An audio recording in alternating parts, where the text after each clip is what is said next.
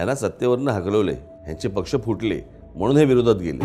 ह्याची कारण ह्यांना मुख्यमंत्रीपद दिलं असतं तर बोललं असतं का? मी ज्यावेळेला पक्ष सोडला त्यावेळेला माझ्याकडे 32 आमदार होते, 6-7 खासदार होते आलेले की आपण एकत्र बाहेर पडू. म्हटलं मला पक्ष फोडून काहीच नाही करायचं. जर माझं इंटेन्शन हे जर पक्षप्रमुख होण्याचं असतं किंवा माझा तो जो दावा असता तर मी त्या लोकांना पक्ष फोडून बाहेर काढलं असतं. पण मला बाळासाहेब आणि त्यांचा पक्ष यांना कुठच्याही प्रकारचा मला दगाफटका करायचा नव्हता.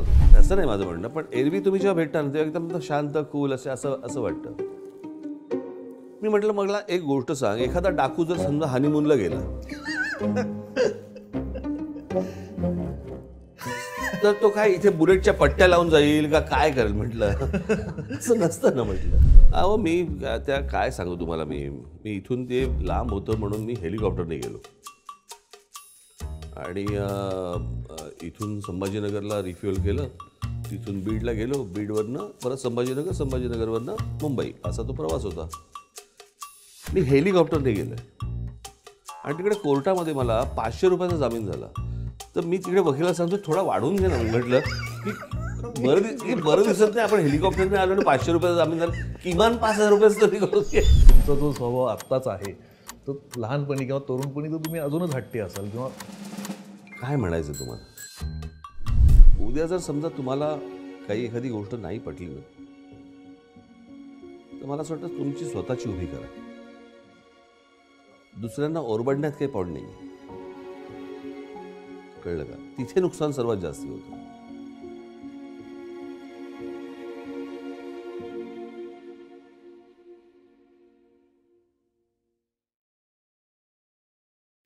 नमस्कार.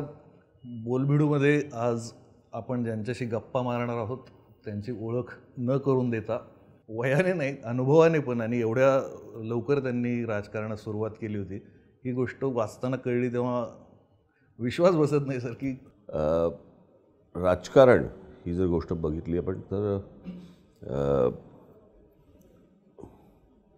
साधारणपणे आता मला 89ला मी प्रत्यक्ष राजकारणात आलो. पण राजकारण साधारणपणे मला समजायला लागलं किंवा उमजायला लागलं तो काळ होता 1975चा आणीबाणीचा काळ. काय नेमकं होत होतं याचा काही अंदाज नव्हता. शाळेमध्ये होतो, परंतु तो काळ असा खूप असा ज्याला म्हणतो आपण त्याला रोलर कोस्टर राईडचा काळ सगळा होता आणीबाणीचा. साधारणपणे तेव्हापासून मला राजकारण उमजायला लागलं, पण म्हणूया समजायला लागलं नाही म्हणता येणार. पण तेव्हापासून त्याच्या अगोदरही बाळासाहेबांबरोबर लहान असताना बाळासाहेब मला अनेक ठिकाणी सभांना कार्यक्रमांना बरोबर नेत असत. जवळपास अनेक सभा त्यांच्या मी लहानपणापासून कव्हर केल्या आहेत, त्यांच्या गाठीभेटी बघितलेल्या आहेत लांबून सगळं. आणि मी ही गोष्ट मानतो, असं काही लोक म्हणतात ह्यांच्यावरती संस्कार झाले. संस्कार ही गोष्ट म्हणजे ती गोष्ट घडत असते त्यावेळेला तुम्ही ती फक्त वेचायची असते, कळलं का? आता मी तुझ्यावरती हे आज संस्कार टाकतो असं काही कोणी करत नसतं की आता आज मला चहा बनवायचा आहे तर एवढ्या चमचा मला चहा पावडर टाकली पाहिजे, आणि असं काही संस्कार नसतो. संस्कार ही गोष्ट घडत असते, तुम्ही फक्त वेचायची असते, आणि ती वेचत मी आजपर्यंत आलो. त्याच्यामध्ये घरामध्येही गोष्टी होत्याच, आणि व्यंगचित्रातनं आणि वाचनातनं या सगळ्या गोष्टी मला इतर राजकारणाचे समजत गेल्या.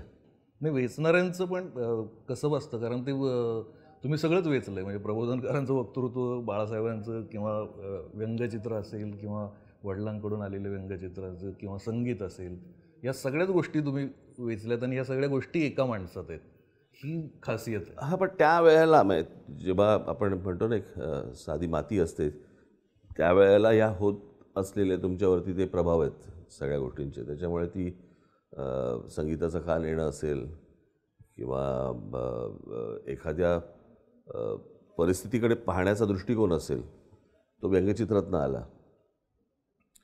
अनेकदा लोक मला म्हणतात की तुमच्या भाषणामध्ये,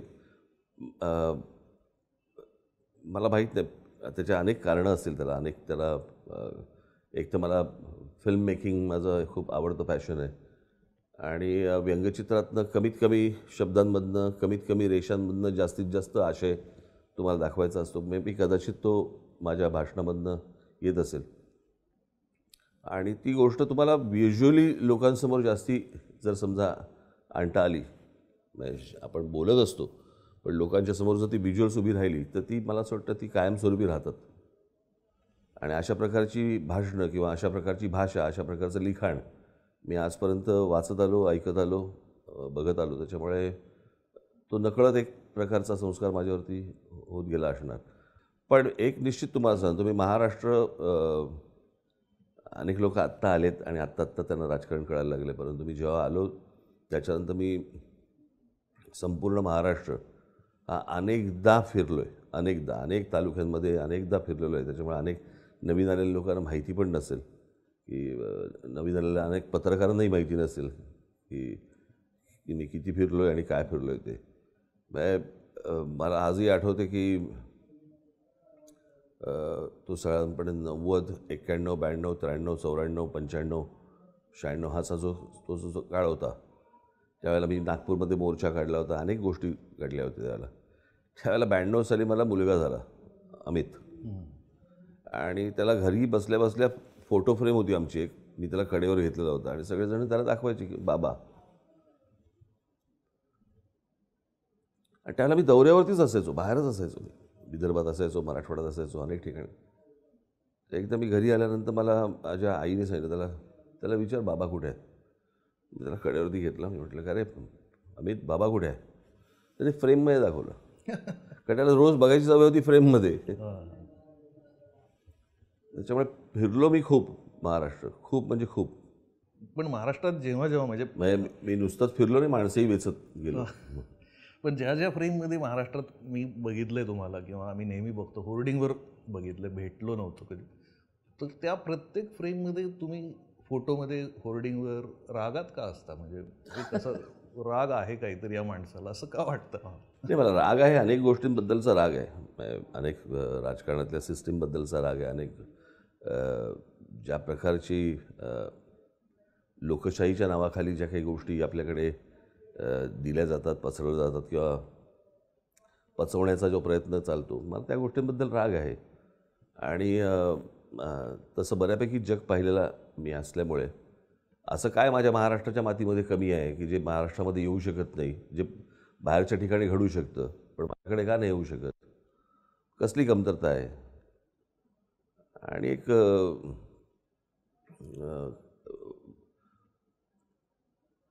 एकूण मला महाराष्ट्रामधले जे काही चांगलेही लोक आहेत, काम करणारे लोक आहेत, पण बहुतांशी मला वैचारिक दारिद्र्य खूप दिसतं. त्याच्या एका कक्षेच्या पलीकडे ते आलेलेच नाही आहेत किंवा विचारच करत नाहीत त्या गोष्टींचा, असं मला जाणवतं. हां, म्हणजे कलेच्या बाबतीत पण नेत्यांचं विजन नाही, कलेच्या बाबतीत तर काही नाहीच आहे आपल्याकडे. हां, म्हणजे मागे 15-20 वर्षापूर्वी बरं होतं, किमान कला केंद्राचं तरी ज्ञान होतं. हो. आता मध्ये कुठलंच कलेचं म्हणजे ॲस्थेटिक असेल किंवा कलेचं ज्ञान काय, आपण शालेय शिक्षणामधनं जर संगीत आणि चित्रकला हे विषय जर बाद केले असतील तर कसलं काय आपण बोलतोय लोकांशी आणि मुलांशी. आपण मी तुम्हाला हे सुशोभीकरणाचं जे चाललेलं असतं महापालिकांचं, अरे नाही, आपली मी हे अनेकदा माझ्या भाषणामधनं पण बोललो आहे, मी मुख्यमंत्र्यांना पण सांगितलं आहे, हे असे काही दिवे लावून काही गोष्टी होतात काय करायला पाहिजे. पण तुम्ही झाडं लावा ना. तुम्ही जगात कुठेही गेलात, अशी कुठची शहरं असतात जी अशी डान्स बारसारखी सजवलेली असतात. काय तुमचे दिवे, काय पिलर्स असतात तुमचे दिव्याचे, त्याला काहीतरी दिवे फिरवायचे आणि असं सगळीकडे असं थोडी असतं. याला काय सुशोभीकरण म्हणतात काय. मग मी एकदा त्याला सांगितलं, म्हटलं आत्ता ज्या प्रकारचे तुम्ही लाईट लावलेले आहेत, एखादा दिवस आपल्याला सेलिब्रेट करायचा असेल, समजा 15 ऑगस्ट आहे, 26 जानेवारी आहे, मग त्यावेळेला काय करायचं, दिवे बंद करायचे. तुम्ही जर 365 दिवस 24 तास जर समजा दिवे लावून ठेवले शहरामध्ये, तर सेलिब्रेशनला आपण दिवे लावतो ना. बरोबर की नाही. की दिवाळीच्या दिवसामध्ये आपण कंदील लावला तर तो छान दिसतो, तेव्हा आपण दिव्याची माळ लावतो, ती छान दिसते. सतत रोज जर मी समजा घराला दिवे लावून ठेवले, मग दिवाळीत काय करू मी, ते झाडांना भिंतीवर चकल्या लावू, काय करायचं. बरं. म्हणजे आता मुंबईचं सिंगापूर करणार होते, शांघाय करणार होते, काय झाली तुम्ही मुंबई? सिंगापूरमध्ये जाऊन बघा, काही नाही, मुंबईचं काही नाही झालंय. याचं कारण आपल्याकडे असं आहे, मला ज्या गोष्टींचा राग येतो ना, काय होतं, एक शहर असतं, त्या शहरामध्ये अनेक एजन्सीज काम करत असतात, बरोबर. समजा आपण मुंबई पण पकडली तर मुंबई महानगरपालिका आहे, त्याच्यानंतर तुमची काय ती MMRD आहे, किंवा तुमची काय म्हणतो त्याला, काय ते अग्निशामक दल असेल, अजून तुमच्या अनेक एजन्सीज काम करत असतात त्याच्यावरती, बरोबर आहे. म्हाडा असेल, ह्या सगळ्या एजन्सीजची मिळून एक तरी बैठक आजपर्यंत झाली का हो? एक की या शहरात कोणी कोणता जॉब करायचा आहे आणि कोणाचा जॉब कंप्लीट झाल्यावरती कोण त्याच्यामध्ये एंटर होणार आहे, कोण येणार आहे, कारण करायचंच नाही आहे. तुम्ही जर समजा असे रस्ते बनवलेत की त्या रस्त्यांना 25-30 वर्ष, 40 वर्ष, 50 वर्ष काही होणार नाही आहे, तर मग नवीन कंत्राटं कशी निघणार, आणि नवीन कंत्राटं निघालं नाही तर त्याच्यात पैसे कसे खाणार, त्याच्यामुळे तो 6 महिन्यात खराब झालाच पाहिजे रस्ता. ही जी रॅकेट्स आहेत ना, या रॅकेट्सने तुमचं शहर कधीच मोठं नाही होणार, कुठचंही. म्हणजे तुम्ही फक्त मुंबई शहर कशाला, पुणे घ्या, नाशिक घ्या, या देशातली सगळी शहरं घ्या. एका विचित्र विळख्यामध्ये अडकलेली ही सगळी शहरं आहेत की ज्याच्यामध्ये फक्त टेंडर्समधनं पैसे काढणे आणि नवीन टेंडर्स आणणे. तर कामच अशा प्रकारे करायचं की ते चाललंच नाही पाहिजे. म्हणजे मी ज्यावेळेला नाशिक महानगरपालिका बघत होतो त्यावेळेला त्या कुंभमेळ्याच्या वेळेला रस्त्यांची कामं ज्यावेळेला सुरू होती, कंत्राटदारानं बोलून घेतलं होतं मी आणि म्हटलं, तुम्हाला ₹1 टेंडरमधला कोणाला द्यायची वेळ आली, मला पहिलं सांगायचं, मला कळलं पाहिजे कोण मागतं. तुमच्याकडे ₹1 कोणी मागणार नाही आहे, कळलं का. मला रस्ते असे करून द्या की पुढची 20-25 वर्ष या रस्त्यानं काही होता कामा नाही. आणि जर समजा एवढी मुभा देऊन पण जर समजा त्याच्यात खड्डे पडले, त्या खड्ड्यात उभं करून मारीन. तुम्ही नाशिकला जा आणि तिथल्या पत्रकारांना विचारा. त्या पत्रकारांची एक गोष्ट तुम्हाला सांगतो, त्यातले अनेक पत्रकार, पावसाळा आला की असतं ना, सगळ्या चॅनल्सचं असतं ना की मुंबईतले खड्डे दाखवा, ठाण्यातले दाखवा, इकडचे दाखवा, सगळीकडचे दाखवायचे. नाशिकच्या पत्रकारांना फोन करायचे इथून त्यांचे चॅनलवाले की तिकडचे खड्डे दाखवा. ते सांगायचे नाही आहेत तर काय दाखवू. ते तुम्ही तिथल्या पत्रकारांना विचारून बघा. सो असं काही नाही आहे ना की अशक्य गोष्ट आहे. मी अनेकदा सांगतो की पुरुष गरोदर राहणे, कळलं का, आणि टूथपेस्टमधनं आलेली पेस्ट ही परत आत घालणे, या 2 गोष्टी जर सोडल्या तर अशक्य कुठच्या गोष्टी आहेत. जगात घडू शकतं, महाराष्ट्रात का नाही घडू शकत. इच्छाच नाही आहे. प्रत्येक गोष्टीमधनं पैसे खाणं एवढाच फक्त उद्देश आहे. पण आणि दुसरी गोष्ट तुम्हाला सांगतो, काय करप्शन ही गोष्ट, भ्रष्टाचार ही काय फक्त भारतात याच्यातला भाग नाही, बाकीच्या देशांमध्ये पण आहे. पण ते काय करतायत, ते काम करतायत, त्याच्यातनं पैसे पण खात असतील ती लोक, पण पुढे जात आहेत.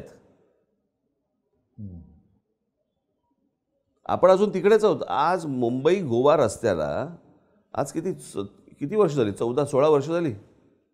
14-16 वर्ष लागतात. मी मागे एकदा विनोदाने म्हटलं होतं मी की प्रभू श्री रामचंद्र यांना वनवास झाला आणि वनवास झाल्यावर तिथून सीता, लक्ष्मण यांना घेऊन ते निघाले. मग ते नाशिक वगैरे या भागात आले, दंडकारण्यमध्ये, आणि तिकडे त्यांनी ती कुटी बांधली आणि मग त्यांना ते हरण दिसलं. हे मुद्दामून सांगतोय मी तुम्हाला अख्खं. पुन्हा ते हरण दिसलं, मग ते हरणाच्या मागे राम धावले, मग ते लक्ष्मणा धाव, मग सीतेला ती हे करून दिली, लक्ष्मण रेषा आखून दिली. मग एक कोणतरी फकीर बाबा आला आणि मग तो सीता पुढे आली आणि मग तो रावण होता, मग तो त्याच्या रथातनं घेऊन गेला. मग जटायू आला, मग जटायूला जखमी झाला, मग जटायूने सांगितलं हे दक्षिणेकडे गेलेत. मग पुढे वाली, सुग्रीव, अशा सगळ्या गोष्टी झाल्या. मग हनुमान भेटला, मग ती वानरसेना भेटली. मग त्यांनी तिकडे दक्षिणेत खाली जाऊन तिथे त्यांनी तो सेतू बांधला. मग तो सेतू बांधून त्या सेतूवरनं सगळे अख्खी राम आणि ती वानरसेना सगळेजण लंकेला गेले. मग तिकडे अनेक गोष्टी झाल्या. मग तिकडे ते तोपर्यंत मधल्या काळामध्ये हनुमान जाऊन पण आला की बाबा आहे इथे सीतामाई, मग तिथे गेले, मग तिथे गेल्यानंतर मग त्यांनी मग कुंभकर्णाला मारला, मग रावणाला मारला, मग ते मारून बिरून झाल्यावर ते परत राम 14 वर्षानंतर वनवास संपवून अयोध्येला परत आले. एवढ्या काळात बांद्रा वरळी सिलिंग बांधलाय.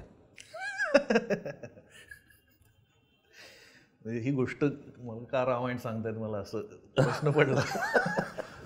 म्हणजे तो भारत ते श्रीलंका सेतू बांधून बिंदून युद्ध जिंकून पण परत आले. तेवढ्या काळात आपला बांद्रा वरळी सिलिंग झाला. म्हणजे आता तो सिलिंग बघताना रामायण आठवेल. पण या म्हणजे पवारांचा जो मुद्दा की त्यानंतर सिनियरिटी पक्ष किंवा एक ॲक्टिव्ह लीडर या अर्थाने मी म्हणालो सिनियरिटी. पण जेव्हा मुलाखत घ्यायची असं तुम्हाला संपर्क केला सांगितलं तेव्हा तुम्ही मला सकाळी 8 वाजता भेटू असं सांगितलं. असं का तुम्ही सांगितलं मला? मी तुमच्याबद्दल असं ऐकून होतं सकाळी 8 वाजता मला वाटलंच नाही मुद्दाम मला त्रास देत आहेत का.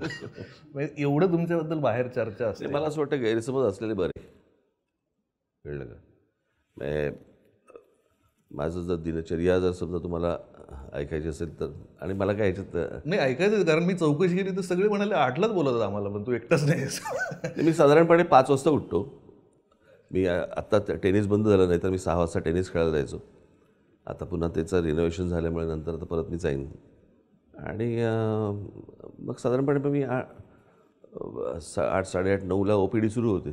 OPD हे लोक येतात ना भेटायला, प्रॉब्लेम घेऊन, प्रश्न घेऊन. अरे त्याला OPD. म्हणजे 5 वाजता तुमचा दिवस सुरू होता. मला येतेच जाती. पण असं नव्हतं की मी उशिरा उठत नव्हतो किंवा काही नव्हतं. पूर्वीच्या काळामध्ये कॉलेजमध्ये असताना किंवा त्याच्यानंतरही म्हणा साधारणपणे मला झोप पूर्ण झालेली पाहिजे एवढं निश्चित. नाहीतर झोप जर पूर्ण झाली नसेल, अनेकांना माझा सल्लाच आहे, तुम्हाला झोपलंच पाहिजे चांगलं. किमान 8 तास तरी तुम्हाला झोप असलीच पाहिजे. आजारी पडेल माणूस आणि पुन्हा दुसऱ्या दिवशी समोर येईल त्याचं काय. म्हणजे त्याच्यामध्ये ते श्रीकृष्ण म्हणाले होते नाही का, तसा दिवस कसा काढायचा, ग्लानिर्भवती भारत. ती ग्लानी घेऊन दिवसभर फिरायचं, याच्यापेक्षा झोप पूर्ण झालेली बरी. बरोबर. मला म्हणजे राजकारणावर म्हणजे तुम्हाला माहिती आहे का, अमेरिकेमध्ये, युरोपमध्ये काय ते स्लिपिंग क्लब्स आहेत ना, स्लीपर्स क्लब का नाही, स्लिपिंग क्लब्स, हां स्लिपिंग असोसिएशन. त्यातल्या एका असोसिएशनचा अध्यक्ष अल पॅचिनो आहे. अरे. आणि ते प्रचार करतात की माणसाने जास्तीत जास्त झोपलं पाहिजे. किंवा तुमचे विन्स्टन चर्चिल हे युद्ध काळामध्ये देखील ते कसं मला असं वाटतं असं असे 4 ते 8 4 ते 8 असं झोपायचे. चर्चिल किंवा ही नावच अशी मुलाखतीत नेत्यांचे येत नाहीत. हिटलर असेल किंवा या सगळ्या माणसांचं बाळासाहेब एक उल्लेख करायचे हिटलरचा जास्त, आणि तुमच्याकडूनही कधी उल्लेख होतो. म्हणजे काय वैशिष्ट्य वाटतं तुम्हाला? म्हणजे त्यांचा जगाकडे बघण्याचा पर्स्पेक्टिव्हच वेगळा होता. ॲडॉल्फ हिटलर यांनी ज्या प्रकारे ज्यूंना मारले, मला असं वाटतं त्याचं समर्थन जगात कोणी करू शकत नाही. जर्मन्स पण नाही करत. पण त्या माणसाने जे जर्मनी उभी केली, म्हणजे तुम्हाला एक अप्रतिम उदाहरण म्हणून सांगतो. माणसं गोळा करणं आणि त्या स्किलची, त्या प्रकारची माणसं तुमच्या अवतीभोवती येणं, त्यांना तुम्ही बरोबर असणं तुमच्या. 1923 साली एका माणसाने टेलरिंगचं दुकान काढलं जर्मनीमध्ये, आणि साधारणपणे 1929-30च्या आसपास त्याचं ते बोंबललं सगळं. 1931 साली त्यांनी नाझी पार्टी जॉईन केली, आणि त्याची इच्छा होती की त्याला ॲडॉल्फ हिटलरचे कपडे शिवायचे होते. कुठून इथून इन्फ्लुएन्स लावा, तिथून इन्फ्लुएन्स लावा, असं करता करता करता त्याचा एक परिचयाचा माणूस मिळाला, आणि तो त्याला हिटलरकडे घेऊन गेला. तुम्ही ॲडॉल्फ हिटलरचे सगळं म्हणजे ओव्हरकोटपासून, कॅपपासून ते रेड बँड आणि ते सगळ्या गोष्टी बघितल्या असतील, किंवा त्यांची ती सिम्बल्स एक वेगवेगळे, हे सगळं त्या माणसाने आणि अजून काही लोकांनी असं ते मुळीन ते क्रिएट केलं. हिटलरला ते इतकं आवडलं की त्याने त्याच्या अख्ख्या त्या सैन्याला आणि सगळ्यांना नंतर सगळ्यांचे कपडे शिवायला लावले. म्हणजे त्याला काय मिळालं असेल काम, विचार करा. आज पण नाझी पार्टी असू देत किंवा त्यांची ती गव्हर्नमेंट सरकार, त्यांचे जे सगळे सोल्जर्स आणि सोल्जर्सपर्यंत आणि त्यांचे सगळे अधिकारी, यांचे जे कपडे आहेत याला जगात आजही सगळ्या जगातल्या आर्मीजमध्ये पकडून सगळ्यात स्टायलिस्ट युनिफॉर्म म्हणतात त्याला. आज पण ॲस्थेटिकवर तेव्हा डिझाईन. हिटलर बिटलर सगळं युग संपलं. तो जो टेलर होता त्याचं नाव युगो बॉस. तो जो ब्रँड आहे युगो बॉस, तो हिटलरच्या काळामध्ये मर्सिडीज या कंपनीने पहिल्यांदा स्ट्रेच लेमोझिन आणली. लांबडी गाडी जी आहे ना ती पहिल्यांदा हिटलरसाठी बनवली. इव्हन इन्फ्रास्ट्रक्चर पण ऑटोबान मारला त्यांनी. म्युझियम केवढे मोठी उभी केली त्यांनी.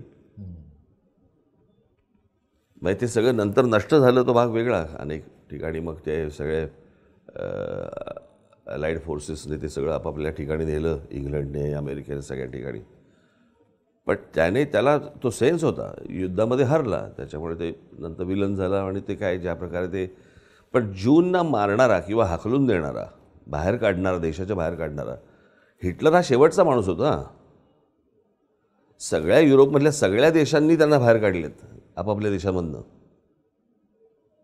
त्याच्या काय आता हा विषय नाही त्याच्या खोलात शिरायचा. तोच इतिहास आपल्याकडे लक्षात. त्यांनी काय केलं इन्फ्रास्ट्रक्चर. आणि मग चित्रकार असल्यामुळे मला वाटतं त्याचं आणि अत्यंत ज्वलंत असा देशभक्त. त्याच्यामध्ये काही ज्या चांगल्या गोष्टी आहेत त्याला कोणी नाकारू पण शकत नाही. म्हणजे तुम्ही जर ऑस्कर विनिंग फिल्म्स बघितल्या त्याच्यामधल्या अनेक फिल्म्स अशा आहेत ज्या हिटलरच्या भोवती फिरत आहेत. ते सोडून त्यांना विचार पण नाही करता येत. म्हणजे मी एकदा आता ते CD आणि DVD प्रकरणी गेलेच हे सगळे. पण मी कधी लंडनला गेलो तर मी त्या HMVच्या दुकानात, त्याला ती ऑक्सफर्ड स्ट्रीटला 2-3 दुकानं होती आणि वर्जिनची 2-3 दुकानं होती. एक पिकाडेलला पण होतं. तर तिथे मी दिवसभरातले माझं जवळपास सकाळी मी तिथे एक 9 वाजता उघडलं त्याचं बाहेर उभा असायचो मी. 9 वाजता आत जायचो. मग काय काय काय काय काय काय CDs घे, काही DVDs बघ. एका ठिकाणी मी बघत असताना असे रॅक्स होते डॉक्युमेंटरीजचे. आणि त्या डॉक्युमेंटरीजच्या रॅकमध्ये 70% डॉक्युमेंटरीज हिटलरवरती होत्या. कुठे? इंग्लंडमध्ये. मी त्या माणसानं विचारलं, म्हटलं एवढ्या डॉक्युमेंटरीज तुम्ही? तो मला लार्जेस्ट सेलिंग डॉक्युमेंटरीज हिटलरवरतीच आहेत. सर्वात जास्ती सेल हिटलरच्या डॉक्युमेंटरीज आहेत. पण तो एक मुद्दा की हिटलर म्हणजे एवढी हिंसा आणि हे सगळ्या गोष्टी, आणि भारत म्हणलं तर जगभर गांधी हेच नाव सगळ्यात जास्त आहे. म्हणजे एक विसंगत उदाहरण आहे. पण भारतात काय तर गांधीजी, अजूनही जगभर गांधीजी नाव सगळ्यात आधी येतं. गांधीजींबद्दल काय मत आहे तुमचं? म्हणजे मी परत तेच सांगेन ना, काही काय आहे, ही इतकी मोठी माणसं होऊन गेली की यांच्या चुकीच्या धोरणांना आपण आत्ता ह्या चुका असं म्हणणं पण ते थोडंसं संयुक्तिक ठरत नाही. परंतु काही गोष्टी ह्या त्यांच्याकडनंही काही चुकीच्या धोरणं आखली गेली. पण मला त्यातलं सगळ्यात मोठं जे सामर्थ्य मला दिसतं महात्मा गांधींमधलं, की एक माणूस आहे, समजा असे पकडूया की 10 माणसं आहेत. या 10 माणसं जी हट्टे-कट्टे आहेत, बॉडी बिडी व्यवस्थित आहे. एक समोर जर 4-5 माणसं आली, मारू पण शकतात, ठार मारू शकतात. अशी एक 8-10 माणसं आहेत. या 8-10 माणसांना सांगायचं हे समोरचे मारतील, हात नाही उचलायचा. हा प्रयोग करून दाखवा मला तुम्ही. मी एक जस्ट सायकोलॉजिकल एक आपण ज्याला एखाद्या माणसाचा ज्याला परिणामकारक आपण आंदोलन कशा प्रकारे असतं आणि माणसांवर त्याचा परिणाम कसा होतो, ही गोष्ट मला करून दाखवा. बाकीच्या गोष्टींवरती आपण नंतर बोलू. पण ती त्यांची ताकद पण मानली पाहिजे ना. पण ते लोक त्यांचं का ऐकायचे? म्हणजे गांधी या विषयावरती आपण नंतर तासभर बोलू शकू. बरं, मला तो विषय आवर्जून बोलायचा होता की तशी बायोग्राफिकल फिल्म म्हणजे परदेशी लोक येऊन इथे फिल्म करतात तशी आपण आपल्या कुठल्याच माणसावर करू शकलो. याचं कारण त्यावेळेला इंदिराजींनी त्या सगळ्या गोष्टींची कवाडं जी उघडून दिली त्यांना, राष्ट्रपती भवनात तुम्हाला कुठे शूटिंग करायचं आहे, इथे करायचं इथे करा, इथे करायचं इथे करा, त्याच्यामुळे ती फिल्म होऊ शकली. आणि चित्रपट या गोष्टीकडे बघतानाचा मला असं वाटतं की राज्यकर्त्यांचा किंवा कोणाचाही दृष्टिकोन हा व्यापक असला पाहिजे, तो संकुचित असून चालणार नाही. म्हणजे माझ्या प्रपोगंडा एवढ्यापुरतं ती गोष्ट असतं का म्हणे, पण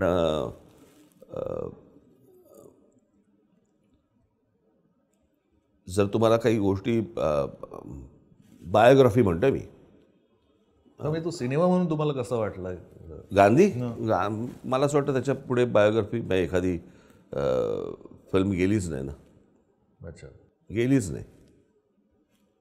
म्हणजे मी त्याच्या अगोदरच्याही मला असं वाटतं पाहिली असेल, तर त्याला बायोग्राफी नाही म्हणता येणार, त्याला त्यातला एक भाग म्हणता येईल त्याला. म्हणजे तो म्हणजे लॉरेन्स ऑफ अरेबिया, त्यातला एक पार्ट. लिंकन पण जी काढली त्यातला एक पार्ट आहे तो.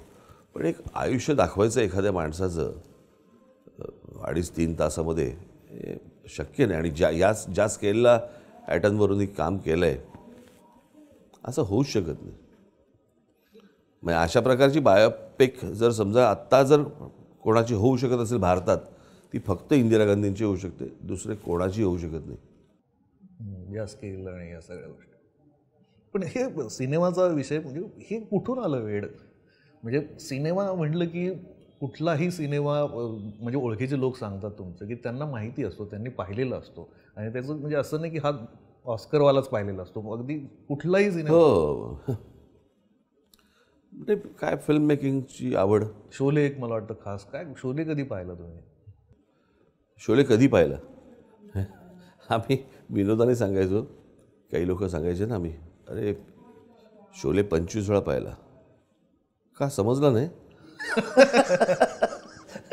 तर तसं नाही, मी वेगवेगळ्या अंगाने बघतो. मी गांधी किती वेळा पाहिला, मी असे अनेक चित्रपट आहेत जे एखादी गोष्ट त्याला या वेळेला अशी का सुचली, कळलं का?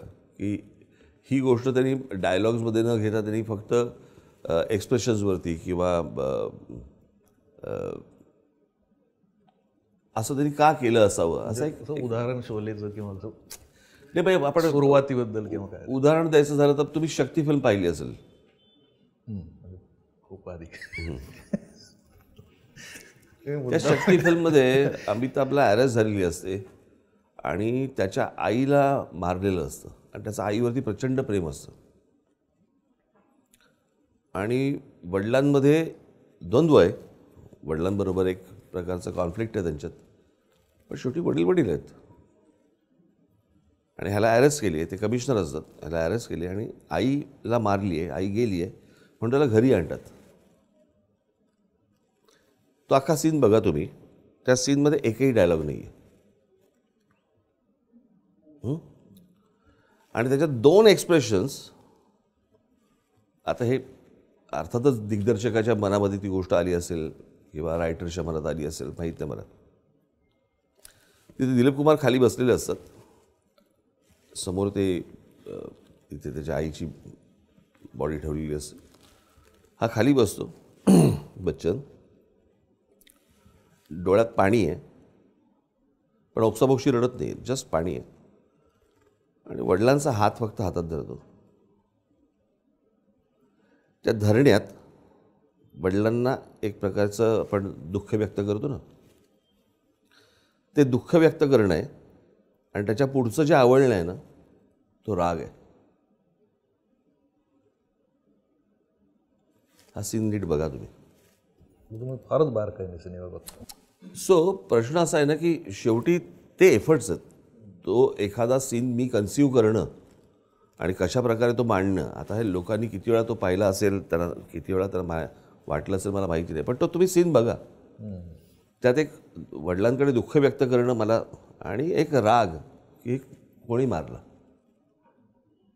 कोणी मारलं आईला. ती जी गोष्ट आहे आणि माझ्या हातात हातकडे आहेत,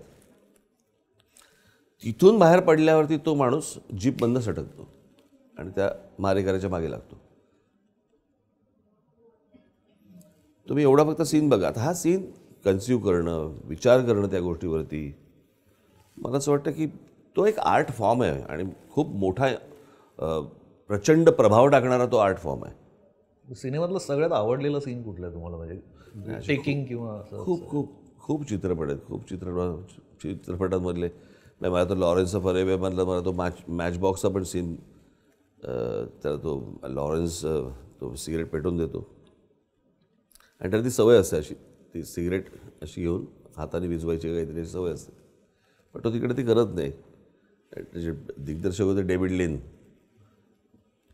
आणि तो सिगरेट पेटून देतो त्याला, त्याच्या वरच्या ऑफिसर, आणि अशी धरतो आणि तो बघत असतो त्या ज्योतीकडे, अशी फक्त फूक मारतो ना, तिथे कट आहे आणि एक सूर्योदय होतांचा शॉट आहे, ट्रान्झिशन. सो ही गोष्ट का त्या डिरेक्टरला वाटली असेल?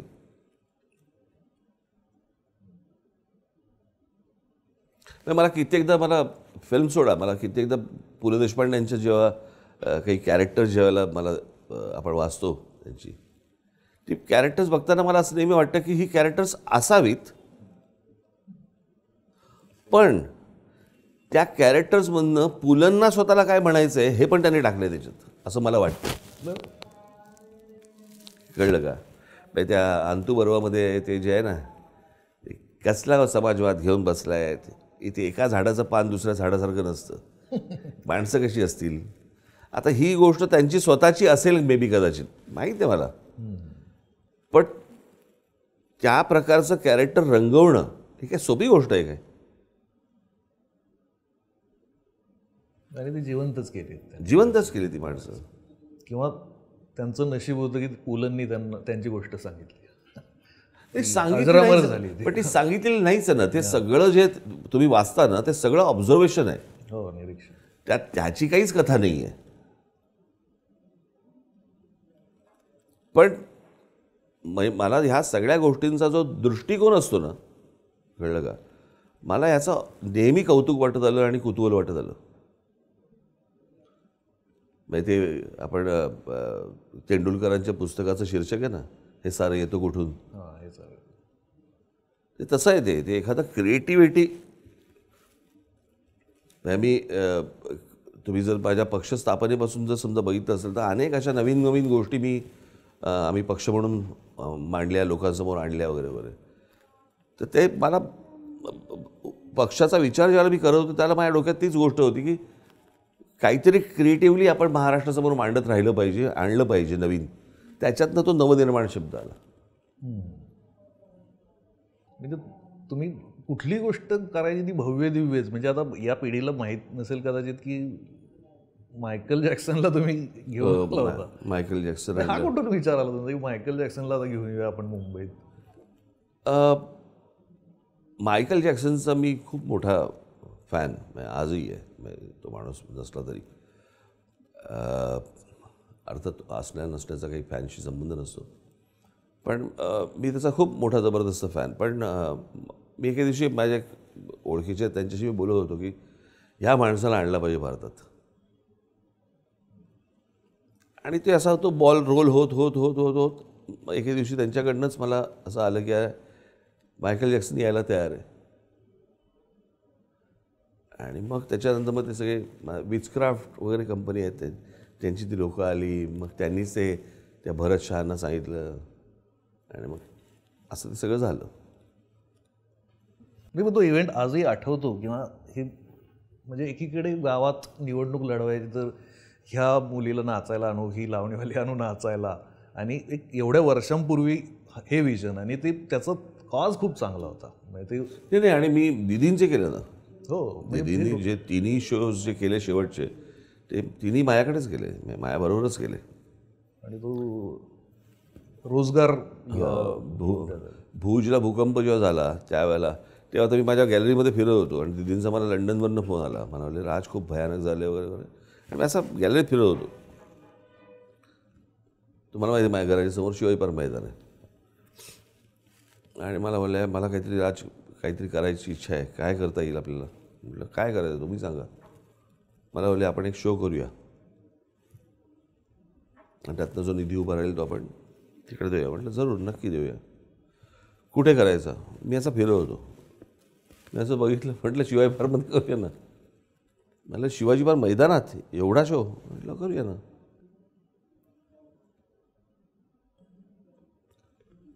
त्यावेळेला मला असं वाटतं मी जर चुकत नसेल तर 1,10,000 खुर्च्या लावल्या होत्या आम्ही.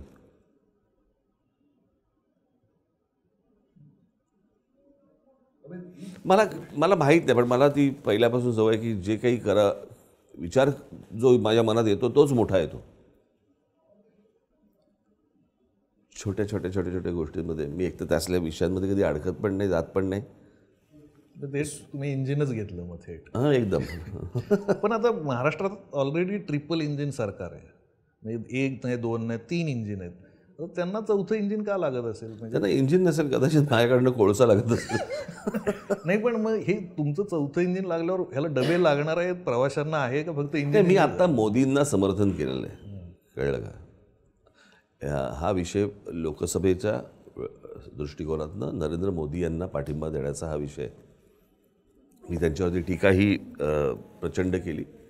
त्याची कारणंही मी त्या दिवशीच्या माझ्या सभेमध्ये दिली.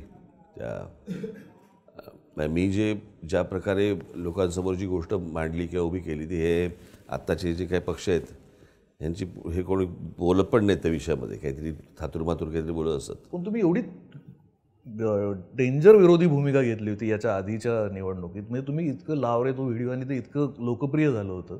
तर ह्या लोकांसोबत पुन्हा बोलली पण नाही झाली की किंवा पुन्हा एकत्र हे लोक तुमच्याबरोबर आले नाही एकत्र. कोण म्हणजे पवारांचे राष्ट्रवादी असेल किंवा नाही ह्यांची कसं आहे, ह्यांना सत्तेवरनं हकलवले, काढले, ह्यांचे पक्ष फुटले म्हणून हे विरोधात गेलेत. ह्याची कारणं ह्यांना मुख्यमंत्रीपद दिलं असतं तर बोललं असतं का. समजा त्यावेळेला बोलले असते की नाही मुख्यमंत्री पहिला चान्स तुमचा, तर मोदीबद्दल बोलले असते का. मोदींबद्दल यांना काहीतरी हवं होतं जे मिळालं नाही म्हणून बोलतायत ना. माझं तसं नव्हतं. मला भूमिका नाही पटल्या ज्या मला आजही नाही पटत. काही गोष्टी मला आजही नाही पटत. म्हणजे जी गोष्ट मी तेव्हा उघडपणे सांगितली तशी मी आजही उघडपणे सांगतोय. पण तुम्ही ज्या शैलीत विरोध केला किंवा ज्या शैलीत त्या काळात भाषणं केली ती इतकी लोकप्रिय झाली आणि इतकी त्याचं कारण राग. मी त्याशी सांगितलं ना की आपण ज्याच्यावरती सर्वाधिक विश्वास ठेवतो ना त्याच्याकडनंचा 19-20 अशा प्रकारे काही गोष्ट घडायला लागली की तो जो राग येतो मला असं वाटतं की तो सर्वात टोकाचा असतो. ज्याच्यावरती विश्वासच नसतो, ज्याच्यावरती काय आपलं अवलंबूनच नसतं, त्यांनी समजा वेडावाकडं वागलं आपण 4 शिव्या हसडून सोडून देऊ. पण जिथे आपला सर्वाधिक विश्वास असतो की अशा प्रकारची गोष्ट घडेल, अशा प्रकारचा कायापालट होईल, त्याच्यामध्ये मी कधी बुलेट ट्रेन बघितली नव्हती, त्याच्यामध्ये मी कधी नोटबंदी बघितली नव्हती. अशा अनेक गोष्टी आहेत ज्या त्या पहिल्या 5 वर्षामध्ये ज्या झाल्या त्याचा राग होता. सेकंड टर्मला काही गोष्टी चांगल्या झाल्या, जसं 370 कलम रद्द होणं आहे, राम मंदिर होणं आहे. राम मंदिर मी धर्म या दृष्टिकोनातून बघत नाही, तर त्या कारसेवकांचं जे बलिदान आहे माझ्या डोळ्यासमोर आजही ते फुटेज आहे की ज्या प्रकारे त्यांना गोळ्या मारल्या होत्या आणि जे शरयू नदीमध्ये जी प्रेतं पडली होती ते आजही आहे. मला असं वाटतं त्यांच्या आत्म्याला शांती मिळाली असेल. नाही बरोबर तो मुद्दा तर आहे. पण पाडव्याचा जसा उल्लेख म्हणजे पाडव्याला नेहमी तुमचं भाषण असतं. पाडव्याला श्रीखंड गोड लागण्याचं एक कारण काय असतं की तो लिंबाचा पाला खावा लागतो ना, कडू लिंबाचा, तो एक गोळी असते ती खाल्ल्यावर श्रीखंड खूप गोड लागतं, गोड वाटतं, गरज वाटते. पण यावेळेस ती गोड नाही लागलं श्रीखंड. म्हणजे यावेळेस डोस नव्हता कडुलिंबाचा. नाही काय होतं मी तुम्हाला सांगतो. माझ्या अनेक भाषणांच्या बाबतीत मला हा अनुभव आहे की माझं भाषण असेल ना तर अनेकदा पत्रकार लोक माझ्याबरोबरचे सहकारी देखील त्यांचं एक भाषण घेऊन येतात. मी मागे मला असं वाटतं तुम्हालाच उदाहरण दिलं होतं का कोणाला दिलं तर आठवत नाही मला की मी स्वदेश पाहायला गेलो होतो आणि आमचे आशुतोष गोवारीकर माझे मित्र आहेत त्यांनी आमच्यासाठी ते प्रिव्ह्यू थिएटरमध्ये ठेवतात ना तसा तो पिक्चर ठेवला होता. मी तो पिक्चर बघत होतो. पाहत असताना इंटरव्ह्यूला बाहेर आलो, जस्ट आशूकडे पाहिलं, आत गेलो, परत मी पिक्चर पाहिला. सगळं संपल्यावरती मी आशूला म्हटलं, काय केलं आहेस? आवडला नव्हता की आवडला नाही. मी म्हटलं काय केलंच आहे, का पिक्चर आहे का काय, असं काहीतरी मी बोललो त्याला. मला त्याच्याबद्दल आजही मला वाईट वाटतं. मी गाडीत बसलो, गाडीत बसून घरी आलो आणि घरी आल्यावरती मी एकटा विचार करत बसलो होतो, मी पिक्चर पाहिला का.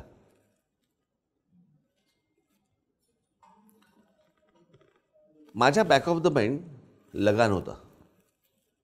अच्छा, त्यांचा आधीचा सिनेमा. मी माझा एक स्वतःचा सिनेमा घेऊन गेलो होतो. डोक्यात लगान ठेवून आशुतोष गोवारीकर एक ऑस्कर नॉमिनी डिरेक्टर वगैरे वगैरे असा विचार करून मी तो पिक्चर बघायला गेलो. पण तसं मला दिसलं नाही.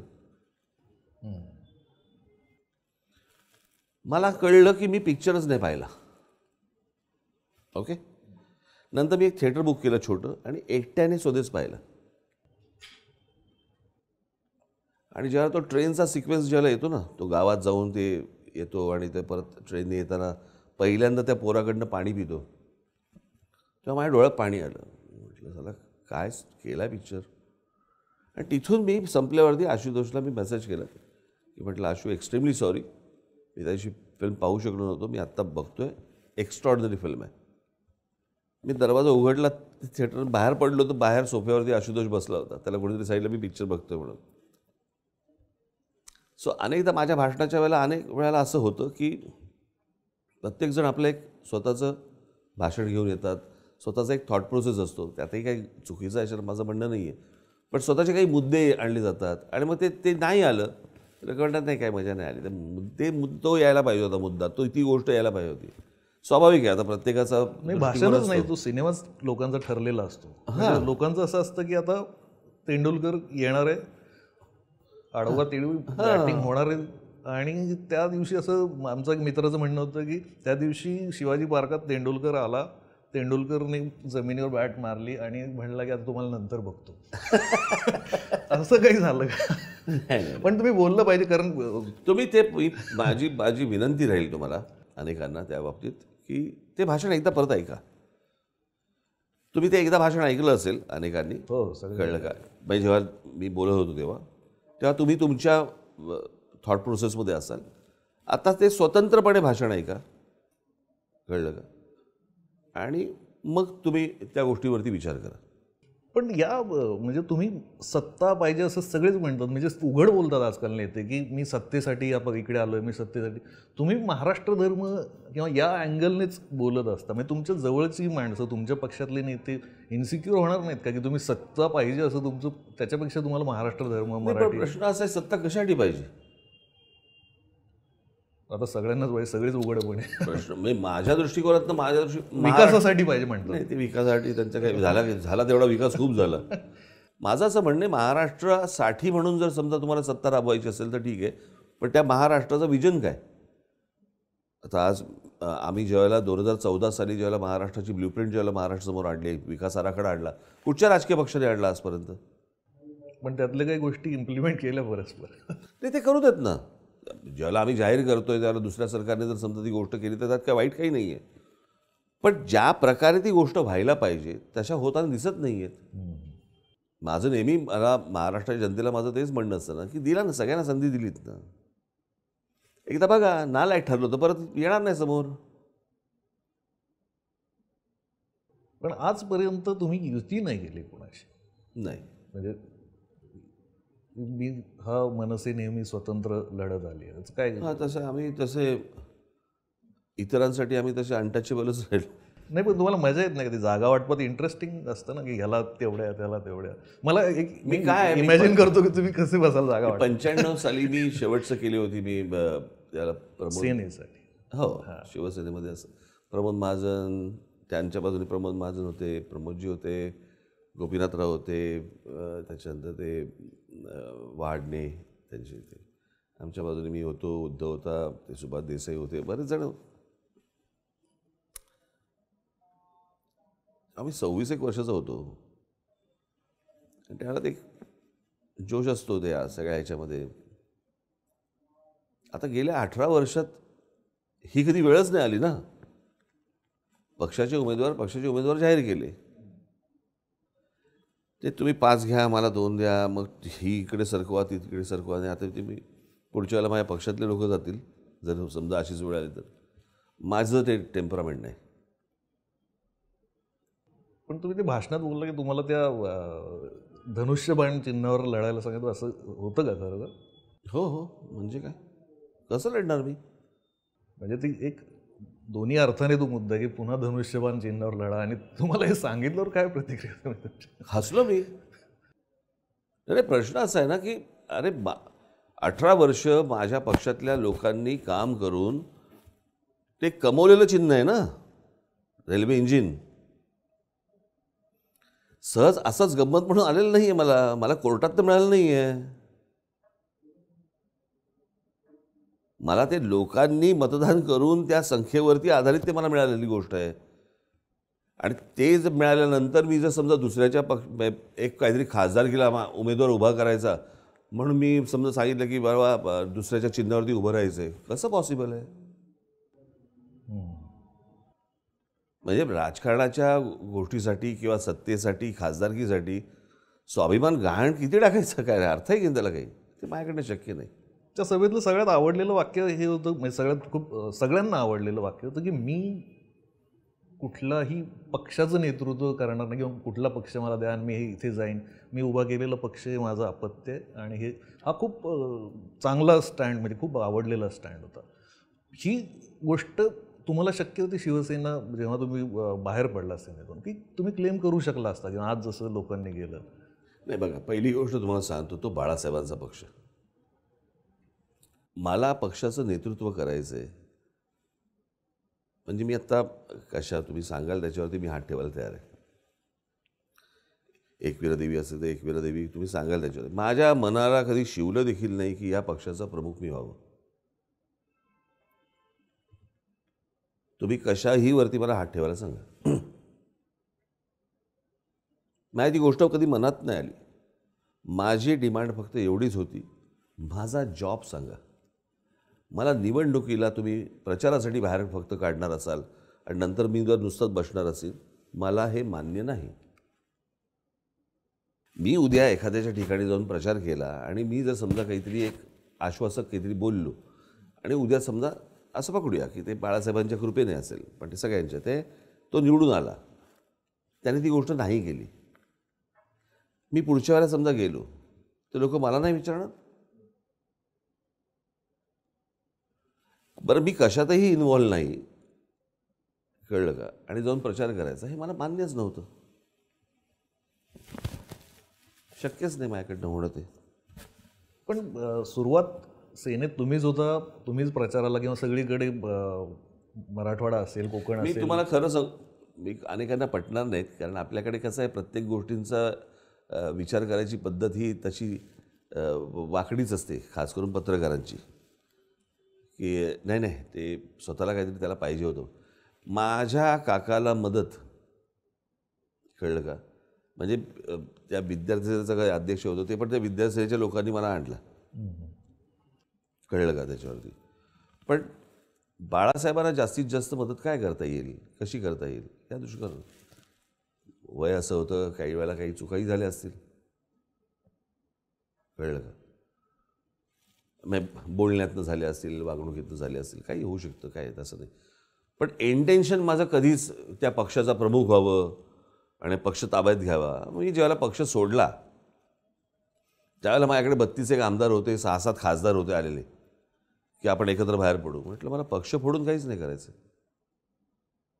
जर माझं इंटेन्शन हे जर पक्षप्रमुख होण्याचं असतं किंवा माझा तो जो दावा असता तर मी त्या लोकांना पक्ष फोडून बाहेर काढलं असतं.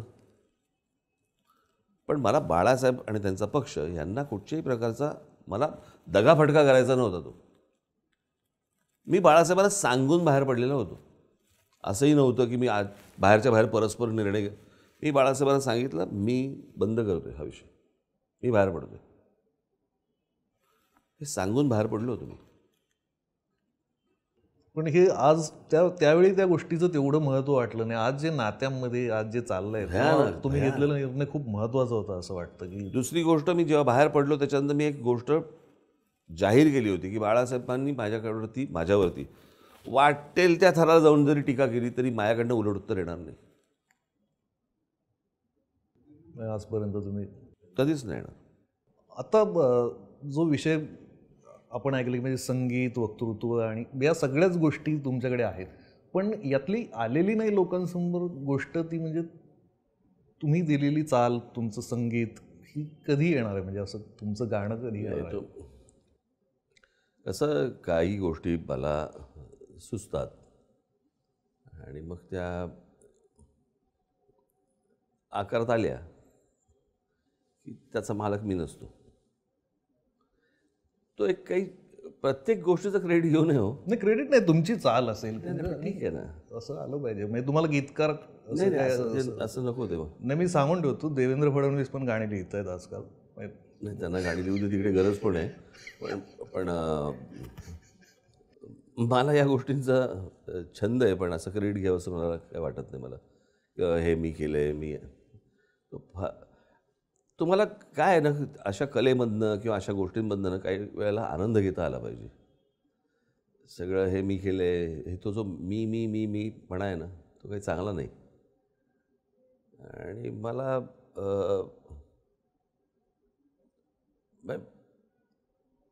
मी साधी गोष्ट तुम्हाला सांगतो, मी एखादं माणसाचं जर समजा काम केलं ना, मी तेही कधी बोलून दाखवत नाही की हे माझ्यामुळे झालं, मी केलं.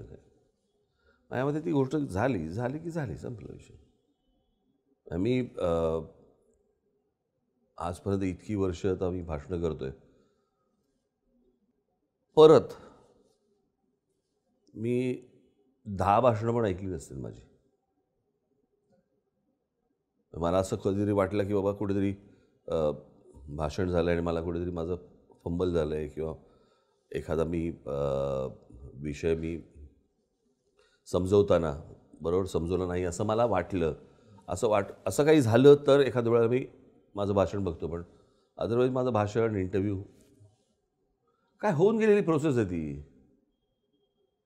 त्यात होऊन गेलेल्या प्रोसेसमध्ये आपण माझंच भाषण मी ऐकायचं आणि काय झालं बोललं, काय अरे वेगळंच आहे. म्हणजे बोललं ना, तर मी झालं आहे ना आता, किंवा इंटरव्ह्यू मी दिला आहे, काय उत्तर दिलं आहे मी, वाट लावली झालं. जेव्हा मी बोललो आहे संपला विषय. तो परत पाहण्यात काय मजा आहे त्याच्यात? ते लोकांनी पाहायचं, लोकांनी पाहावं. असं काय ॲनालिसिस करायचं आहे, मोडतोड करायची या पुढं. नाही, पण तुम्ही लोकांचं ऐकता. आता आम्ही बऱ्याचदा जेव्हा न्यूज चॅनलवर भाषणं ऐकतो लोकांची, तर 90% नेत्यांचं शब्द असतो या ठिकाणी, त्या ठिकाणी, आज या ठिकाणी. हां, हे का आलं असं? म्हणजे हे असं का बोलत असतील लोक? मला माहीत नाही, पण काय होतं आहे, पूर्वी ही थोडीशी सभागृहातली भाषा आहे, विधानसभेतली, विधान परिषदेतली सभागृहातली भाषा आहे. आणि मग ती भाषा, त्या भाषेत ते पूर्वीचे जे नेते होते ते जनरली बाहेर बोलताना पण त्या तसेच बोलायचे. आता तुम्ही कधीतरी बघितलं असेल की पवारसाहेबांना जर बसलेलं तुम्ही नॉर्मल बघितलं आणि त्यांचा इंटरव्ह्यू घेतला तर ते खुर्चीवरती असे करत असतात. याचं कारण, तुम्ही सभागृहामध्ये टाळ्या नाही वाजवत, तुम्ही बाकडी वाजवता. कळलं का? तर ते जे बाक वाजवणं आहे ना, तर ते तर इतकी वर्ष राजकारणामध्ये घालवल्यावरती सहज जनरल मुलाखतीला बोलताना म्हणते त्यांचं असं होतं बॉडी लँग्वेज. तर ते सभागृहातलं असावं असं माझं मत आहे की ते त्यावेळेच्या राजकारणाने तो शब्द, म्हणजे आता फक्त अध्यक्ष महाशय काय महोदय फक्त म्हणत नाहीत बाहेर, बाकी काय. अहो, कित्येक लोक तर आज या मंचकावर बोलतात. आता अजून काय करायचं म्हणजे?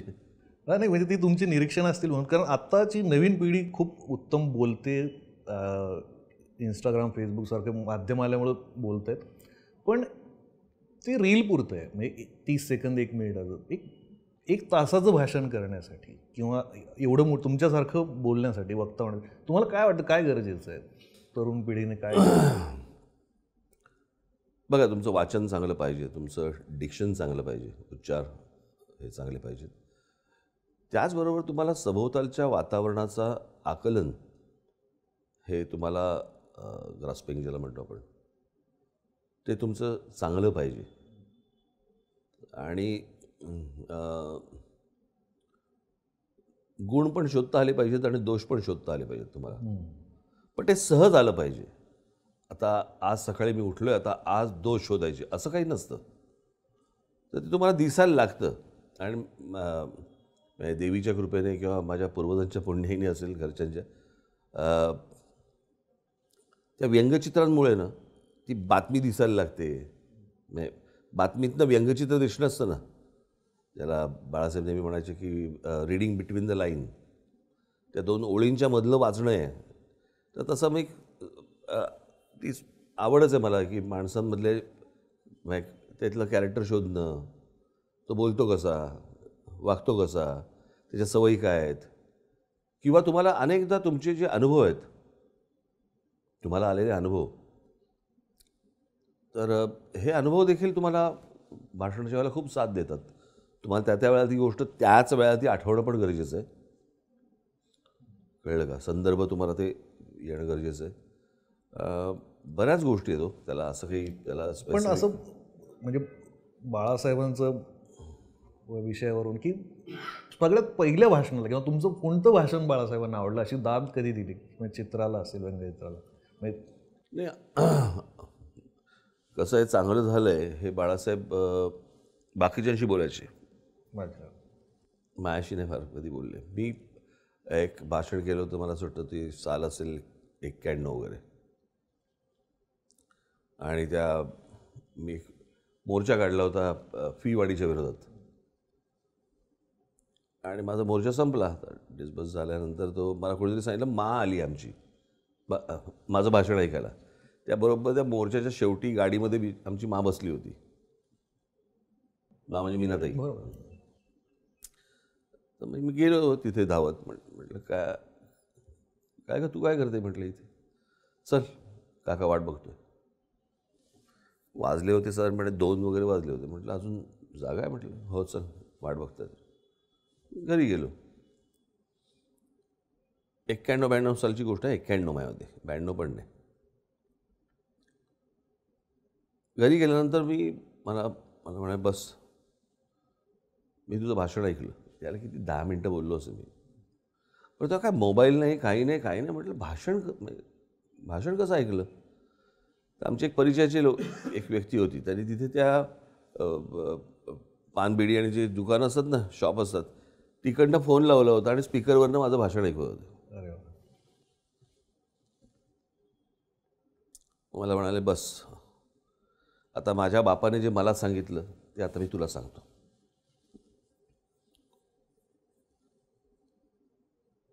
आपण कसं बोललो यापेक्षा आपण काय बोललो, जाताना लोक काय घेऊन गेलेत याचा पहिला विचार कर.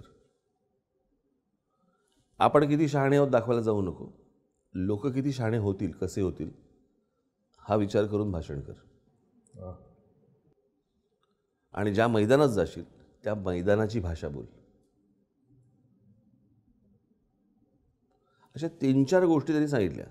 जसं मला व्यंगचित्र सुरुवातीच्या काळामध्ये त्यांनी सांगताना मला काहीतरी ते मला घेऊन बसायचे आणि मग मला सांगायचे की आता हे बघ लक्ष्मणचं हे कार्टून, पर्स्पेक्टिव्ह बघ कशा प्रकारे केलं आहे त्यांनी, त्याचं काय त्याला आपण बॅकग्राऊंड बघ कशा प्रकारची केली आहे. कॅरिकेचरिंगच्या बाबतीत जाऊ नको, ते कॅरिकेचरिंग त्याचं एवढं चांगलं नसतं वगैरे असं ते सांगायचे. पण बाकी आयडिया बघ, कुठे प्लेसमेंट्स बघ त्याच्यावर. आणि हा स्ट्रोक तू मारायला जाऊ नको आता, तो लक्ष्मणचा स्ट्रोक आहे, कळलं का? आणि तो बरोबर नाही आहे पण तो मारायला जाऊ नको आता.